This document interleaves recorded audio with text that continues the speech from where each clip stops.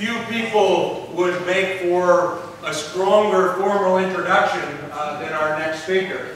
Graduate of prestigious institutions, author of numerous articles and books, a senator, a vice president. So 80% of all the energy in the global economy comes still from the burning of fossil fuels. We are now releasing CO2 at a rate faster than at any time since the asteroid hit Yucatan and wiped out the dinosaurs. Well, we do a lot of things around environmental justice, what we call eco-theology, the intersection of religious practices and faith perspectives with ecology and sustainability. So the farm is it's a big part of what MTSO is about. A lot of themes of eco-theology and creation care, how we're living in the space that we are in. And especially this year's focus was on food justice and food insecurity, and made sense to come here. The accumulated amount now traps as much extra heat energy every day as would be released by 500,000 Hiroshima-sized atomic bombs exploding every 24 hours. Yes, every day. That's hard to imagine, that much energy, but that is the amount that we are trapping by man-made global warming pollution every 24 hours. And it is completely reshaping the ecology of this planet. If you look at it on a global basis, all that extra heat energy, more than 90% of it is going into the ocean. And with all due respect to Las Vegas, what happens in the ocean doesn't stay in the ocean.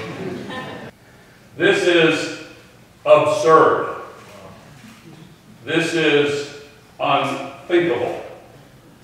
This must not be allowed to occur, and it is within our ability as human beings to stop this. Even if we stopped our extra additions to the global warming pollution today, that accumulated amount stays there, and it's going to continue this.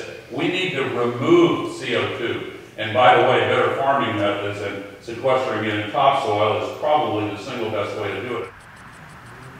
We can see and experience nature. We can accumulate wisdom from that experience. And we can still manage sometimes to avoid the dictates of conscience informed by that experience. We cannot let this become the new normal. This is not fine. And we have to react to it. We're at a point of decision. Can we change? Here is the good news. We have the solutions for this. We have to make a choice between life or death, blessings or curses. So I think I am hopeful, but we have work to do.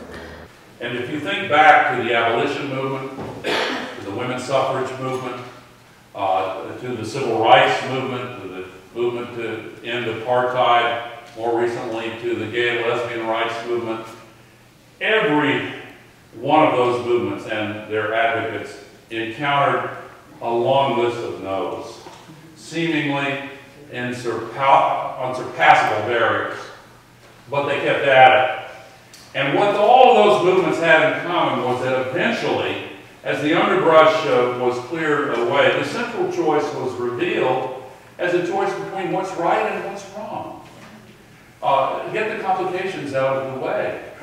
And when that choice becomes so crystal clear, then the outcome, I believe, is foreordained because of how we have been created. That is the point we have reached in the climate movement. And it must be joined to the movement to protect our soils, to deal with the inequities and the climate injustice. But if anyone doubts for one moment that we as human beings have the will to change, just remember that the will to change is itself a renewable resource. Thank you very much.